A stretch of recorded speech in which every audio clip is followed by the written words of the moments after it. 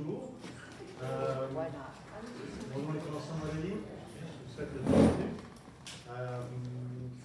La conférence d'aujourd'hui va être en anglais. Alors, on a fait Jasmine en français, je vais parler en anglais. Si vous voulez une traduction parce que vous ne comprenez pas, n'hésitez pas, s'il y a un mot ou quelque chose, de lever la main. C'est un grand plaisir de offrir une traduction, d'expliquer un peu ce qui se passe. We'll begin by doing a land acknowledgement in relationship to where we are and where we stand. We acknowledge that the Visual Arts Centre is situated in Chicago, Montreal, the unceded Indigenous territory of Kanakahaka Nation. It is with gratitude that we conduct our activities on this territory and share experiences with the community. It's really a pleasure for me today to have as an invited causerie conversationist partner Arièle Dionne-Krosnick. It was a change in schedule, and I am the happiest person for it to be this way. I will read a short bio of Arièle. Arièle Dionne-Krosnick is a PhD student in architecture at McGill University in Montreal, Canada. Her dissertation, Swimming Studies, Pool Segregation in the United States 1950 to 1970, theorizes the urban protests of the civil rights movement that took place at and around swimming pools as highly contested sites of socio-political activity with deep repercussions on the architecture of American cities. She was a curatorial assistant in architecture and design at the Museum of Modern Art in New York, MoMA, from 2016, and previously worked at the Chicago Architecture Biennial and the Graham Foundation for Advanced Studies in Fine Arts in Chicago. Second time I met Arièle, I'll tell you about the first time another time, but the second time I met Arièle, she was my student in an advanced drawing class at Concordia. And we had a conversation, and it was largely predicated by the fact that she was dating my son. And that's 11 years ago, 12 years ago, 13 years ago. Life and time has had it that she is now, she's my sister, my daughter-in-law. They've been married for a while, and my son is probably the only absent member of our family right now because he's in Drummondville. And I'm really happy to have Howard and Jacqueline, Arièle's parents, here today, and of course my partner Zian is here with me, and a lot of you friends I know. So that's our history briefly. Is Arièle and I met as partners, related family, and then students and teacher. And after that, Arièle went over to Chicago, and over the years, we've had numerous opportunities to agree and disagree on what we like in art or not, but we've never had the opportunity of talking about my work publicly. So that's a really interesting change for me. And the last time I talked about art in this context was critiquing her work in the final critique of that drawing class. So things turned around on that. Good to see it. Arièle and I had a meeting this week, and we selected work. And it was in the sense of the direction, like all the 4 conversations we've had in the past 3 weeks. It's largely the person who's invited who directs the selection of works and directs the conversation. Like the first conversation, but also the entirety of this curatorial project was Etienne Tardif, who I want to thank again for his work in this, who's here with us right now. He gave the first conversation, we participated in the first conversation together, but he also spent a full year with me looking at all this work and a lot of other work to come up with this reading, and I cannot be grateful enough and thankful enough for the work you're doing. Thank you. The center, McClure Gallery, Amber, Barbara, everyone who's been here have been amazingly helpful and open. And right now I'm doing the 7th visit this week of groups. So it's the kind of archive and a live archive that I wanted. It was alive. This desk configured different ways. Everything that's been in the boxes has been shown. So I managed to go through everything because people have different interests. The show is probably 2/3 of what's here in the room, and a third of it is underneath hidden. And at various points with groups or with students or on Saturdays, I was able to take that up. So that's just to give you a bit of a context and a contextual read to how this worked. So let's begin with, you stay sitting down. If at any point your legs are getting antsy and you're wanting to, people are coming in. Come on in, take the time to come in. There's seats over here, spread out. And if at any point during the talk, it shouldn't last more than 45 minutes, and a Q&A, feel free to ask questions whenever you want to. If you're not hearing me right because of the mask, just let me know. I'll project a little bit more. I'll try and come across stronger. And if at some point you got to get up and walk around, just do it. Walk around and look at stuff around here. So, Arièle, how do we begin? Hi, thank you everyone for being here, and thank you François for the invitation. I know some of you were expecting to but I'm the substitute today, and I hope you'll enjoy our conversation. So as François said, my primary interest and forever, even when I was an art student, has been architecture, the built environment, how we relate to the spaces where we live, where we grow up. And so the works that François and I decided to talk about we'll touch on kind of these aspects of his practice. I think artists, have always a unique way of looking at the world and relating to their environment. And I think, in the pieces that we've selected, that's really what we're trying to draw out. So those are the kinds of issues and topics that I'm going to kind of prompt François to talk to us about. So I thought that we'd take you through kind of different cities and different places that François has lived in and made art, and to talk about how he's responded to kind of these different environments. And the piece we wanted to start with, instead of going chronologically, we're going to start with kind of one of the most recent works that's in the gallery. So not everyone can see it from their seat right now, but it's a piece that's on the wall over here from a residency that he did in India. So maybe you can narrate what the piece is and the context of you living in India.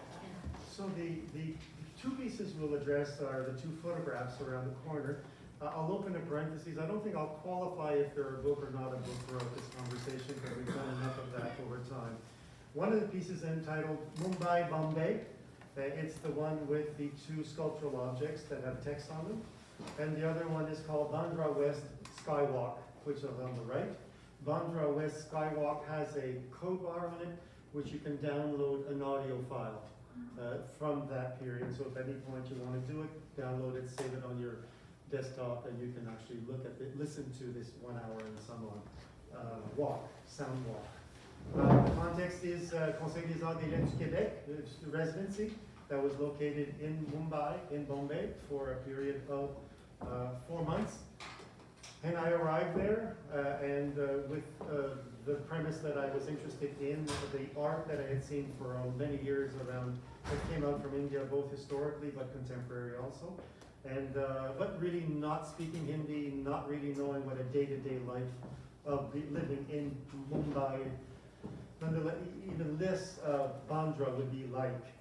And the first thing, like anyone who goes to India for the first time, when you get off the plane, it's like the heat, the smells, the life, it just permeates you, and it just doesn't leave you till you get away and you leave again, and even then it has a manner of staying there.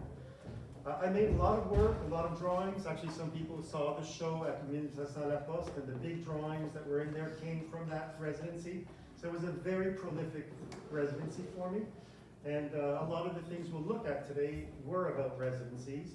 And I'll qualify them because it's the nomadic life that I had in the 90s, in the 80s in New York, were predicated by the fact that I was a bachelor and traveling anywhere I wanted, when I wanted, because I didn't have any really fixed income or job. But after that, I became a tenure track professor, and the opportunities were sabbaticals or residencies. Whenever I could get out and leave and spend prolonged or short period of time, I would go. And every time I would go to these places, I would respond to my institution and say it was research, but in the end I was just doing work, and I was doing work that was locally based and often performative. So these two pieces that are there are linked, they're connected, and I'll start with the one Mumbai, Bombay. Like many of you here in the room, when I grew up and learned about India and its capital, or not capital because it's Delhi, but its major cosmopolitan city, I learned about it as Bombay. And it became Bombay, and it was always Bombay, and we talked about it, and by the time I arrived there, it had changed its name to Mumbai. And one of the things that struck me as I walked around the streets is and talked to people, whether they were young artists or lay people or what, when we could talk about it, is some people say Bombay, some people say Mumbai still, and it's like not tomato, tomato, but it really is a heavily coded and politically charged issue of why one is one and why is the other. In a short summary, and I'm by no means a specialist, Mumbai becomes Mumbai largely under the auspices of the new government under Modi, and it is part of the nationalist movement in India to supposedly reclaim India's true origins or Mumbai's true origins in terms of what it was and what it's been. In fact, that entire nationalist party is nationalistically driven, and it just creates more of a wedge between Indian and Muslim Indians in Mumbai. And for me, the simplest thing, not that I was going to resolve anything, near the end of my stay in India, I had this rock that was on the road outside, and there was this perfect cement cube that was there. Both of them, well, one of them was six-sided, and I thought one day, Mumbai and Bombay have the same number of letters, and I will write on the cube Mumbai and on the rock Bombay. And I did that with the wooden letter stencils that I had been writing with, that I had bought there. And made the piece, didn't think much about it, brought it into the studio and left it there and lived with it and did the drawings I was working on. And I had a studio visit with a young Indian curator who came in, and she looked at it and immediately was, "What's that?" And I said, well, it just, there was an immediate response to this linguistic decision on my part to make these two objects and see where they would lead and what they would do. And she said, well, tell me about it. And I told her what I just told you, and I told her about the ambivalence that I had in terms of wanting to make any large political statement about a history that I didn't really know. But it sort of came as this idea that this Mumbai cube was a constructed and visibly constructed form, and that this Bombay rock was somewhat organic, coming from this environment that came around, and it was a product that came out of the environment. And that I did this, and she said, brilliant, I love it. I said, what do you want to do? I said, can I have it? Well, this were major chunks of stuff, and at this point I'm trying to digest of stuff I'm going to carry back by plane to Canada. I said, sure, no problem, you can have it. Why do you want it? Well, she says, I'm curating a series of shows on utopic cities and dystopic enterprises, and this would be a perfect way for me to be able to, a perfect piece to talk about this relationship to this city and its history and how it's working and some understanding. So that's about the level of the history, but I do think it's an interesting opportunity for me to say that a lot of my work earlier on and continues has been about mobility, walking, moving, carrying things from one place to the other, looking at shifting contexts and their impact on reading, readerships, and audiences. When it was in Chicago, it was fine, but when it became India or New York or Berlin, it became like, and when I couldn't speak the language, it became that much more complicated in trying to figure out where I was, who I was, and why I was doing what I was doing. And I became very sensitive about how I chose to and what I chose to do in the end. And that was sort of the most recent example of something. And I think that, again, interestingly chose all these moments which are talking about places that I've been and the kind of relationship I have to those places, and basically thinking where I was as I was making them and doing them. The second piece is Bandra West Skywalk. The object that I had been getting breakfast made every morning was a spatula. There is a class thing going on because the Students of Quebec, like most of these small organizations, have maids who come in to do the cleaning and serving of food. I've never had a maid doing my service or anything, and this woman came in and that's what she did, and she was a lovely woman. Praise her, I had a great relationship with her. But this small spatula that she made, which was made out of wood, became an interesting object that I performed with. And I did a first piece with it where I stuck it in my mouth, and I was going to a beach called Alibag, and it was a sandy beach with the ocean, and I did a performance where I crawled in the sand making a 30-foot circle. And what I was doing is I was basically mimicking a snail that I had seen the day before that had done like a small circle. And the next day I left it in the sand. So I immediately had this impetus to want to go back there, pick up a spatula, come back, get on all fours and stick it in the ground and crawl for 45 minutes and make a big circle. That piece you might have seen in the film, the documentaire de Suzanne Guy, at La Poste, and you see that performance being placed. That same spatula, I decided to take it and keep it in my mouth this time and just continue with that idea and attach to it a microphone. And the microphone was given to me by a person who was traveling through, Gabrielle Beckingard, who ended up being in Montreal for a little bit of time afterwards. And I said I'd really like to do a skywalk over the streets of Bombay. So what you have in Bombay, or Mumbai, and in the Bandra area, are these skywalks that are raised walkways that are over the streets and get you faster from one part to another. And this one goes from Bandra West, and you can walk out for about an hour and a half. And what I liked about them is basically there's no cars, you can walk, people are trafficking, they're very dense. And the sound is coming from below you, and the sound will range from honking horns and crows and prayer chants from the minaret. Everything that's going on just comes out. So I put the thing in my mouth and walked and recorded a 30-minute walk out and a 30-minute walk back, and then that became the piece. What I liked about the piece and what I found interesting about the piece was the audio piece was being done while I was gagged. Because what I was doing, I could not talk, I had the gag in my mouth and I was holding it there. And the only other sound that I'm contributing to is my saliva and trying to breathe to keep this thing up. Because it's heavy, it's one of those big old mics, and I'm just like keeping it up, and it's like, and you hear everything else, and that's Bandra style. So in a sense, they are, and I look very alien. Besides the fact I was white, I was very European looking, I had this thing sticking on that, and I was walking through this thing. And in a sense, this sense of otherness in terms of my case, silence, and then walking this thing and doing, which is often the case of performances being done in public spaces, whether they're here or there, are always in a condition of who is looking at you and how are they receiving what you're doing. In this case here, I was not able to engage because I was clearly gagged, but also most of the performances I did, it's the only performance I did in a public space in India, because I stopped doing public performances in spaces where I could no longer explain to people what I was doing if they wanted to talk to me. And I basically learned that in Berlin in a performance I did there that got me into a little bit of trouble, but I wasn't able to talk to the person I was talking to. In this case, I just thought, fine, gag yourself into it. So that's the most recent piece, 2017, in Bandra and in Mumbai. Yeah, I mean, what I find so interesting about your practice, François, is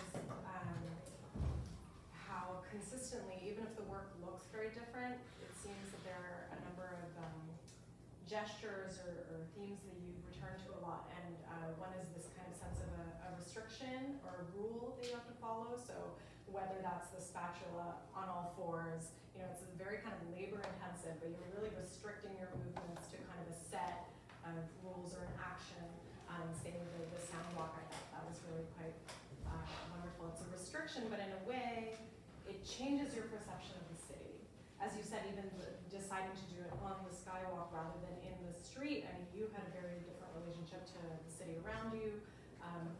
I was fortunate enough to be in Asia this winter for the first time, in Kuala Lumpur also has these kind of elevated rails. So it's a very different kind of experience of the city when you're above a street like that versus in the street, crossing, the motorcycles, that noise. I mean, it is quite, you know, as you said, there are a lot of people walking up there, but it is a different relationship to your environments.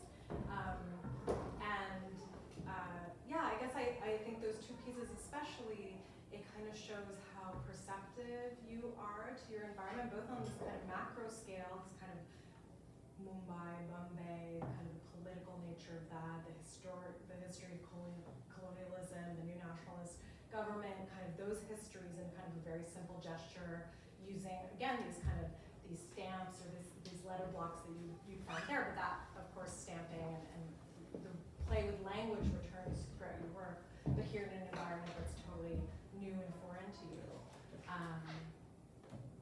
Can Can I interrupt you on that one? Because the other piece that I produced there, and we can actually have it referenced here, is throughout that period of time, I did buy these small toys that were wooden letters for children, like an alphabet.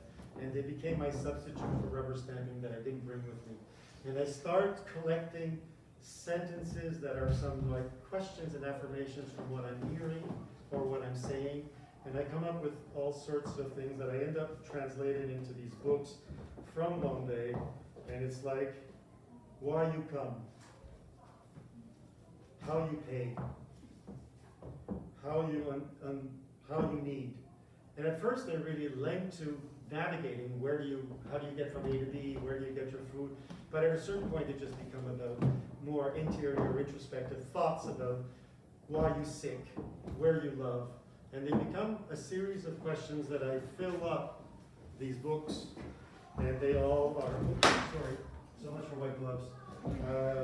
These books that I fill up, and they move around. And you're right in saying language, the gagged state of that, holding it, and then these reduced forms of language brought down. And yeah, this idea of restriction and constriction, which is something that performance artists often will work with, but it also is something about task-oriented work and process-driven work. And that's really the origin of the work, which is not the origin in terms of an origin statement. It's about the 60s and the 70s. It's about what I inherited as a visual artist through minimalism and through process-driven work and seriality in the 70s that was coming out of the alternative for me to becoming a plasticien or becoming a figurative painter or being whatnot, and that's sort of where my mind went. So it really begins in that room over there about this notion of art being made about itself or its own making in a sense. So seminal works are that way. Secondly, expanded fields, earth art, land art, that idea of, the idea of indexical forms, photography, expanded fields. So those ideas, all those ideas are very much already present in the canon of art history, especially Western art history and how they present themselves there. And they carry out through here, but I dare think they become more playful and humorous as I go along. I mean, there's a kind of different level of conversation that's going on through it. Yeah, for sure.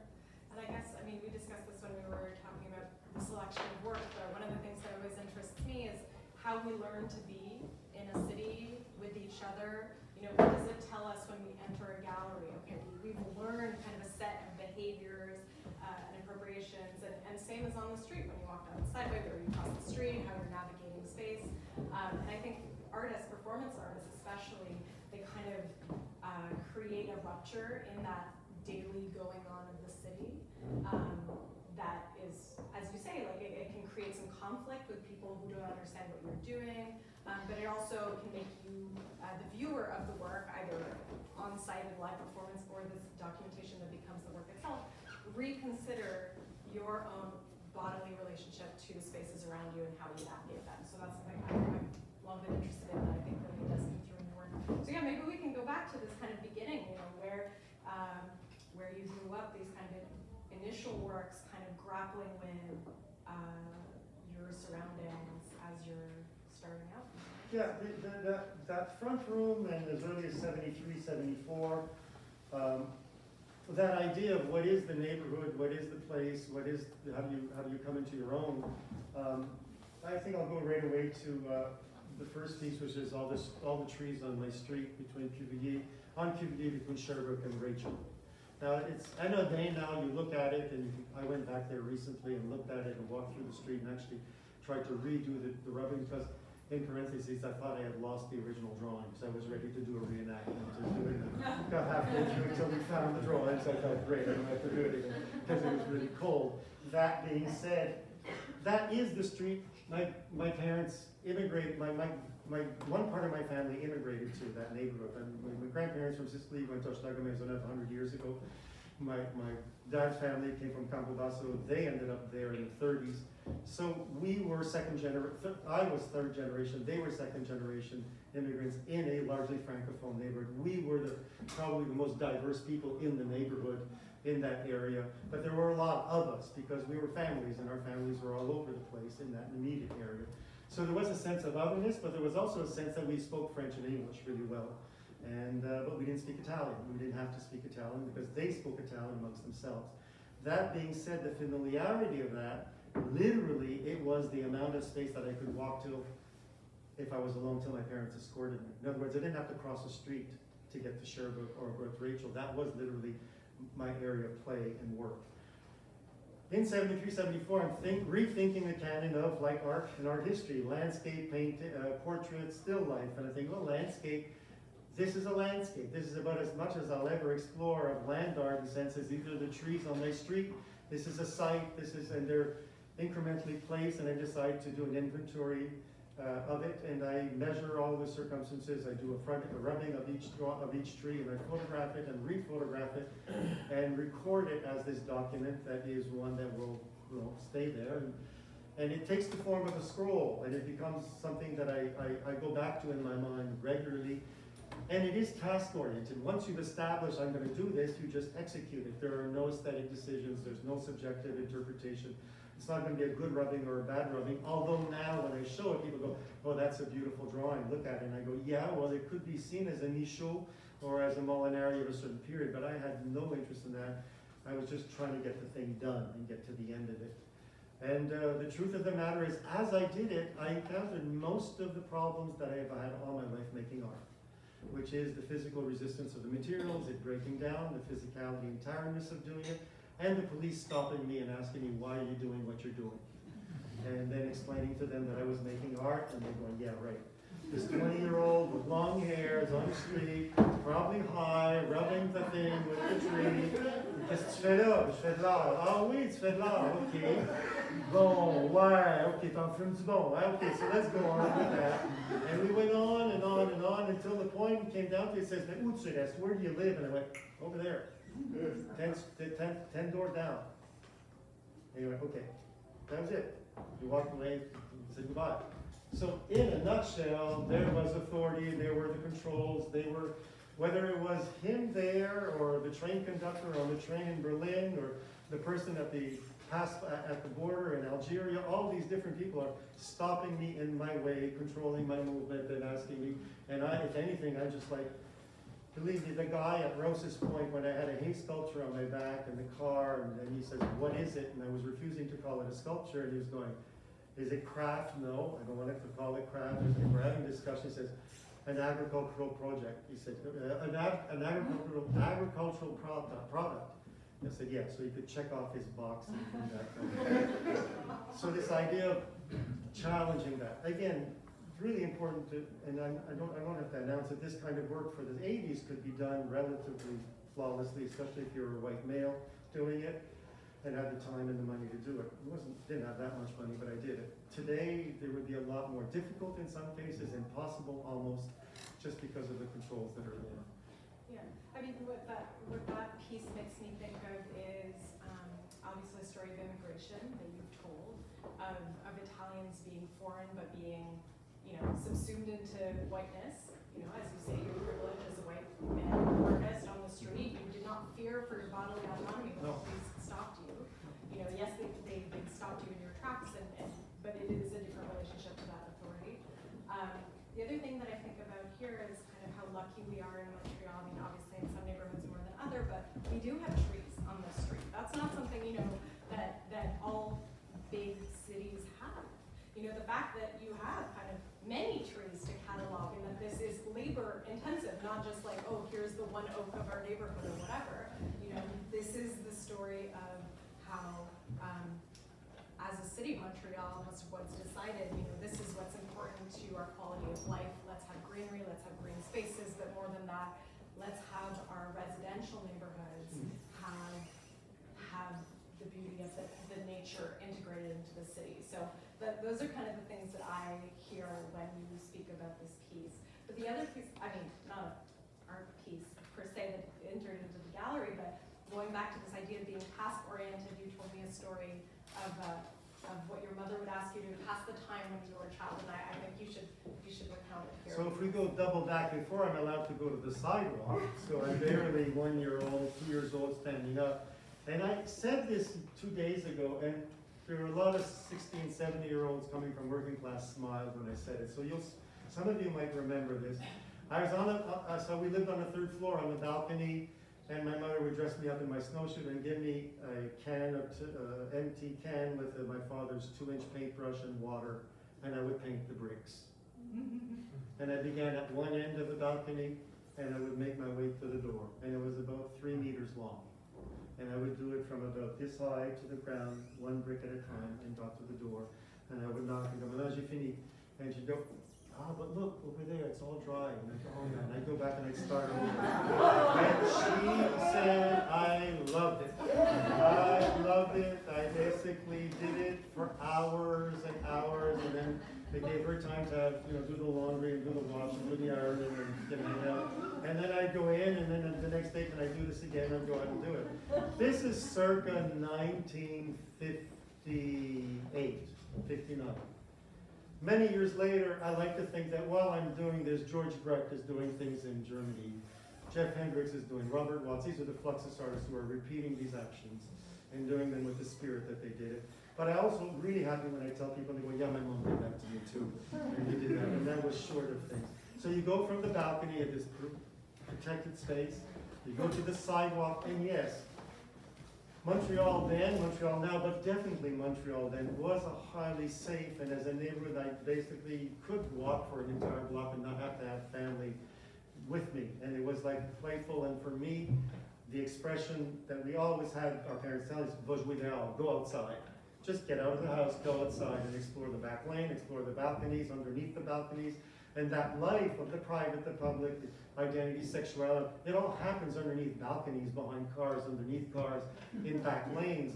Bricolage takes on its definition through the building of go-karts from garbage bits of things here and there. Graffiti takes its name there for me. First piece of graffiti I saw in my life was a FNQ written 4-foot line letters on a black wall where I played hockey with, and it was there. So that's the reality of those spaces. They were, though in my last comment I would like to say, also becoming more and more politically charged. So that as a teenager I am very happy to have that comfort, but by the 1960s and 70s, I'm spending about as much time making art, studying art, as I am demonstrating in the streets of Montreal, whether it's labor, whether it's union related, whether it's nationalist identity, language problems, whether it's economic causes. The streets of Montreal in the 60s, late 60s and early 70s are laden with protests on the streets. And as a young adolescent, I'm participating in them. And I know people in the US are, and I know Mr. George Williams is exploding. I know that McGill is being challenged in terms of its language policies. I know that the city, and we as young people are taking to the streets doing it. And that city, that street, I really feel it belongs to me. It belongs to me as an adult, but it belongs to me as a voice. I think also what you're saying, I mean, I feel like you're very much questioning this idea of home, this idea of belonging, and eventually, let's make our way to a few other works now, but you start to think across relationships of where you are and where your colleagues or friends or other artists are. There's a beautiful piece in that first front gallery of another rubbing of a Sewer. No. A manhole. Yeah, manhole. So yeah, I wonder what happens then when it isn't about cataloging where you are specifically, only where you are specifically, but starting to create these kind of like geographic relationships. The relational part of it and the idea of wanting to bridge out and connect was, it just happens that way in terms of the dynamics that are there. That piece in particular, I had a colleague at Chapters Books that I was working with. He was a photographer and moved out to Vancouver. His name was Lucien Diamel. I was again exploring this idea of limits of neighborhood and all. And I just made a rubbing of the closest manhole to my house. And on a piece of canvas, cut the same size piece of canvas, rolled it in a tube, mailed it to Victoria, giving it with charcoal, with the graphite rubbing stick inside, and say, please do the rubbing of the closest sewer to your house, and then photograph it there, and then send them back to me, and that's the extent of it. But what's clear there is just the idea of mailing the thing over there. He had left, we had worked together, we were collaborating at a distance, and this is the kind of, probably one of the early collaborations. I had done a collaboration with him in Montreal, and he was responding to my call there. And you're right, he senses that that basically is one of the first of, this is a one-on-one collaboration, but then there are multiple examples of trying to piece together or network together a community that is geographically separated. The other thing that that piece interests me for in terms of architecture, I mean, when you think of architecture, people often imagine kind of a singular, iconic building. It has an architect and a name. You know, that's a lot of people's image of architecture. What I'm interested in are kind of just everyday spaces, as I said, and how we relate to them. And so for the sewer, I mean, that's an incredible connector. It's an entire infrastructure, right, that goes from our homes across the entire network of our cities and then across the country. So I'm also interested in kind of how those kind of hidden infrastructures or those hidden connections, as you were connecting with your colleague above ground, kind of there's also as you're pointing out by doing this routing, this kind of underground network of sewers connecting you to them and to our waterways and again back to our natural landscapes. Wait, I'm off script. I'm going off script because I didn't show you this book, and the way you just segued it, I'm going to pull it on you. So, I think it was 99, les quartiers éphémères, les ateliers convertibles de Joliette invite a dozen artists to come together to make a tourist guide of la ville de Joliette. So people can, the next summer, have a guide to walk through Joliette. So a wonderful group of people get invited to spend 2 weeks in Joliette. Now, she doesn't know I'm going to do this, so I didn't know what she was going to say. So my idea is, after all these years of traveling around, a lack of public bathrooms. And I even bemoaning that even more now as a 70-year-old male needing public bathrooms, I swear to God. So there's just no more of them. So I figure I'm going to walk the streets of Joliette, knocking on commercial enterprises' door, asking them, can I use your bathrooms? And when they say yes, I go inside and I transform their toilet bowl into a watercolor. And I do the watercolor on toilet paper and I write 3 words in French, 3 words in English, and 3 words in Spanish, 1 in each one. Esta aquí, you are here, vous êtes ici. I go through the entire city doing this for a week program, and then in the book, there's an introductory, tongue-in-cheek introduction written, I have not the mountain, the man who created the fountain. And inside, all the toilet bowls with the word numbered. And I'm proposing it as a board game. And then the instructions are take a dice and throw the dice and record the different numbers. And at the end, visit all the places here in the order that have come up, which were all the places I had used to create these sites. So that was interesting, but then it's not Sylvie, Suzanne Joly, who was the person who initiated, she says, the next year she says, shit man, everyone was really annoyed because they didn't know what you were doing. Then the next year they had people coming knocking on the door saying, can I use your bathroom? Police stations, fire stations, lawyers' offices, and they realized that somebody had set this up. So the premise to this was, the article in the introduction is wastewater, the sewer system, the connections between the bathrooms, and the poetics were, this is like les vases communicantes. It was about the kind of subconscious of this city, the biological with the creative. So this ties in all right for you. Maybe we can move to the table. I want to talk about the postcard project. Yep. So these are these. Because as we're talking about collaboration and mailing, and this is one of my favorite projects. 60 postcards from the moonwalks. For those who don't know, this was a series that I did where I created moon flags in memory of Michael Jackson and Neil Armstrong, who were the great moonwalkers. And I made these flags and wrapped them around my foot so that I had 1 foot on the moon and 1 foot on the earth. And I could walk with 1 foot on the moon and 1 foot on the earth. And the wear of the earth meeting the moon would create the mark on the flag.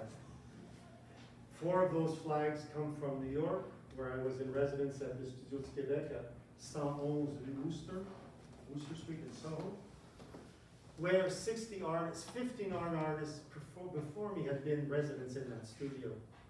So I began at Southside Seaport with the first postcard, and on them I was writing a verb and the negative of the verb. Write, don't write. Walk, don't walk. Swim, don't swim.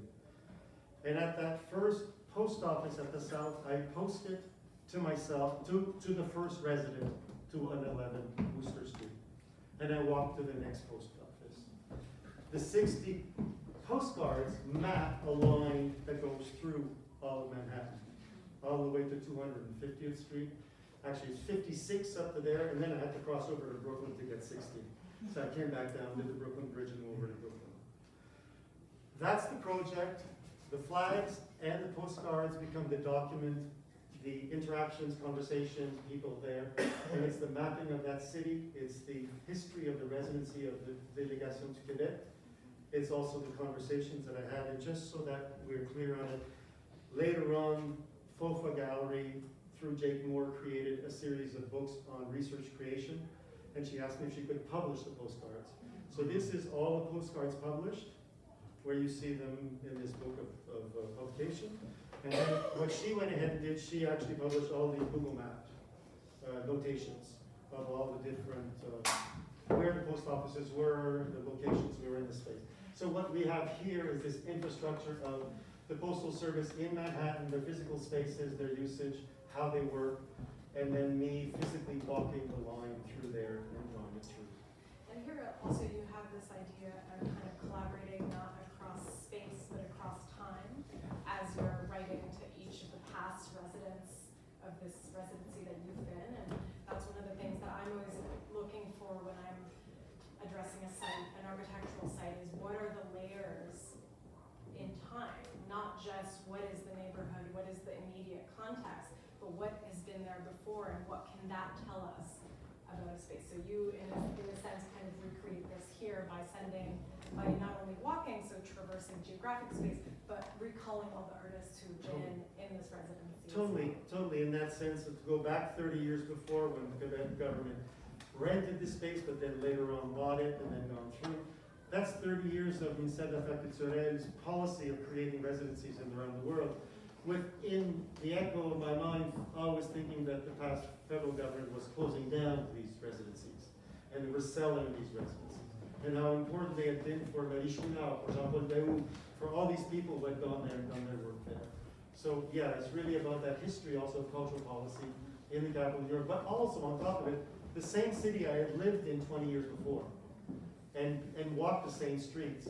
And then walked looking at a studio that I knew was renting for $20,000 a month, and realizing that that was the new Soho. This one had nothing to do with the Soho I had been in, and it had nothing to do with the Soho of the people who lived across the street who had bought it in the 1960s, and they were there. So again, an incredible story of privilege that the Quebec government had the forethought to actually buy this building when it was available. And now, of course, it's one of the most gentrified, but I mean, it's not even gentrified. It's like past gentrified neighborhoods in all of Manhattan.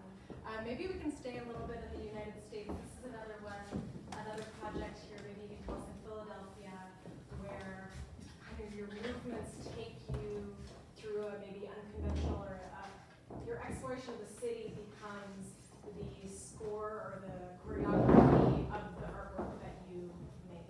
And I think this is an invitation to next edition. Yeah. So the beginning is the idea of these suspended forests that exist as forests that are hanging in space, and they come out of this thought around suspended gardens. Those from Sumeria and elsewhere. And I won't explain how I ended up with this image of a tree, but it's largely from the trees on my street having been uprooted and drawing from observation from 12 stumps. I get an invitation from the Painted Bride in Philadelphia. And I decided for a second time to be able to exhibit the suspended forest that had been sort of mapped out what it should be.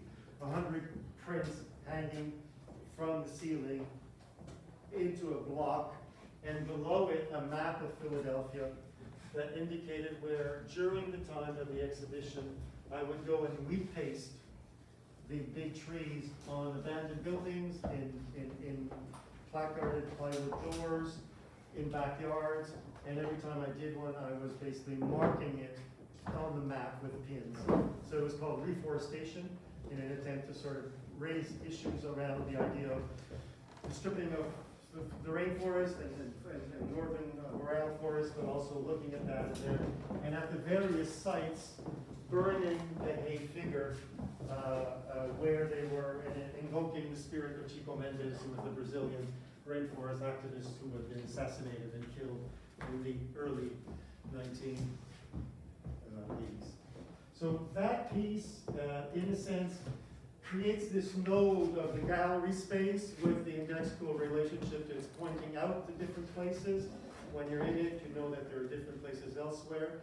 And it's using the architecture elsewhere as the way of the surfaces on to put it, which are usually looking at bankrupt buildings. And we're looking at a Philadelphia that's pretty poor and dire. It's not quite as bad as during the Move episode where people were barricaded and burnt on their lives. But it's still a pretty raw city and poor in terms of where it's going. And it's moving around. And the irony is Philadelphia's streets are Pine Street, Maple Street, Cedar Street. It's all these streets with tree names on it. So you've got this further echo of like trees and its relationship to that. It's also interesting to see from that initial piece you talked about where you're rubbing an actual tree to starting to use this iconic figure of the upside down tree, which really travels. I mean, you see it throughout this gallery here and little echoes here and there. I think we're almost at time, but I thought maybe we could move from the streets to indoors and talk about the work. And it's a good way because the idea is that if the sculptures and carrying them have been the physical task of moving an object through space and a sculptural, I guess around this period I shift to iconic images become the image that travels and making the image move, like the tree moving here, becoming a rubber stamp on labels that get attached to sculptures that get carried on my head, balancing from one side to the other. But in the end, entering inside the gallery and stamping the walls, engaging the walls with the kind of rubber stamping and patterning, and then doing that for 10, 15 years, large installations, engaging, to getting frustrated and wanting to go into people's homes.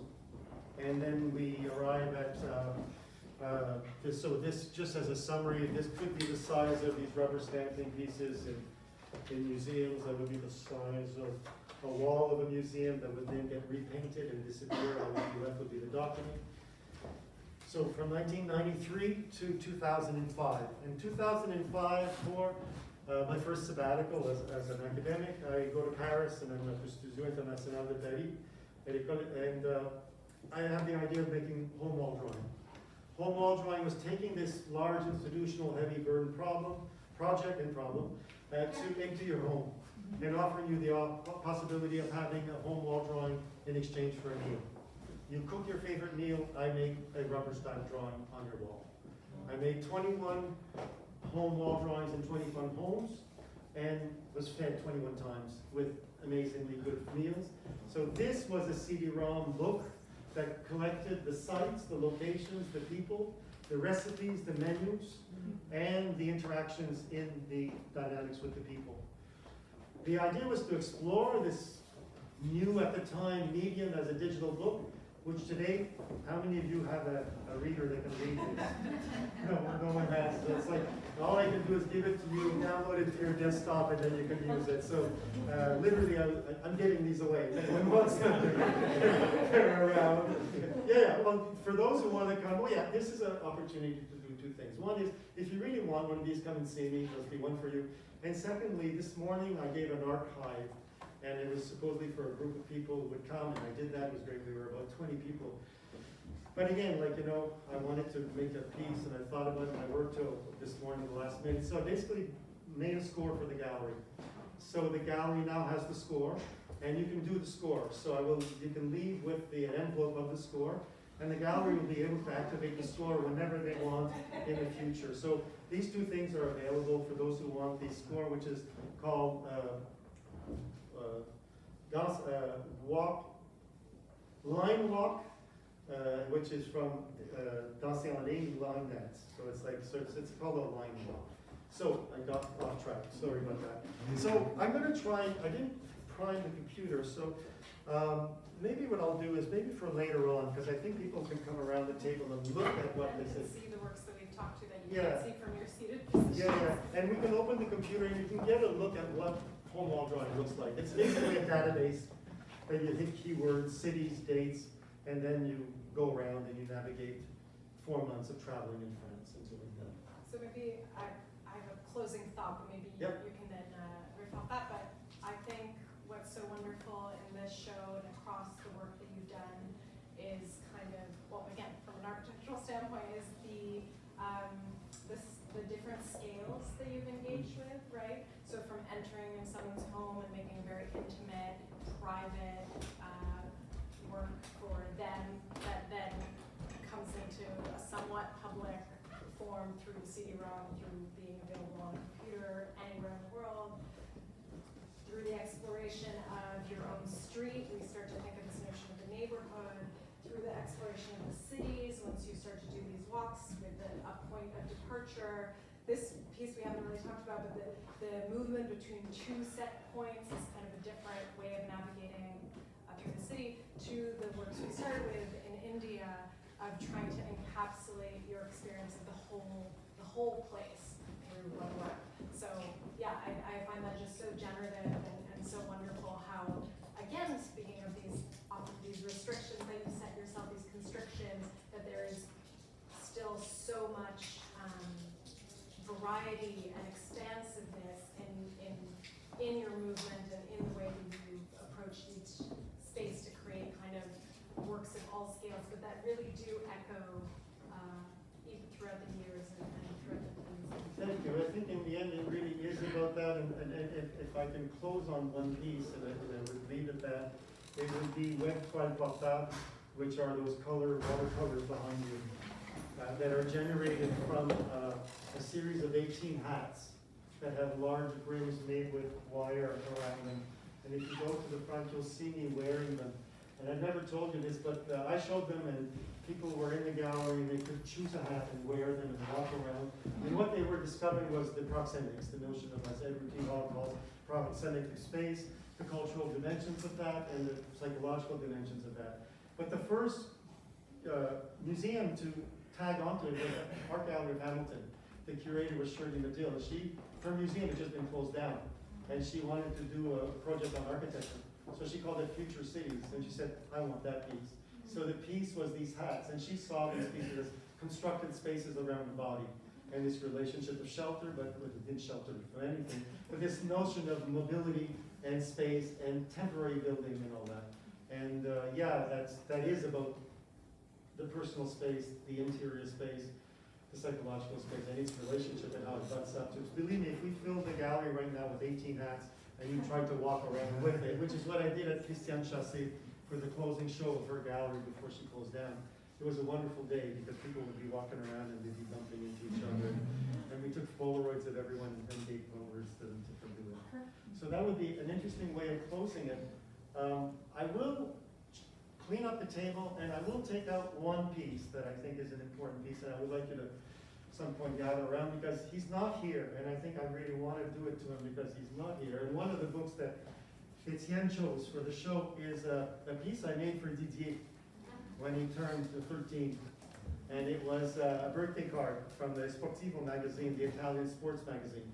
And I loved it because it was on pink paper and it was sports, it was soccer, and I basically turned it into a birthday card. So it's called my Hallmark book. I'll pull it out. And you can see it, but what it does do and what it does announce, I think it was probably 2004 exactly. It's where a lot of the drawing really frees up, and I basically start engaging with very large scale paint drawings after that. There's a lot more figurative work that is different in that way. So I want to thank Arièle for her presence and her read of all this. I want to thank you all for having been so patient and listening. Stay around. The gallery is open till 5. I'll be here. We'll slowly get rid of the chairs and get things out so you can move around. And feel free to ask me questions, or ask Arièle questions, or ask Etienne questions, who's here. I want to thank again.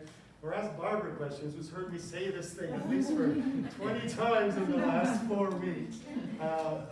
Thank you for coming, and have a good day.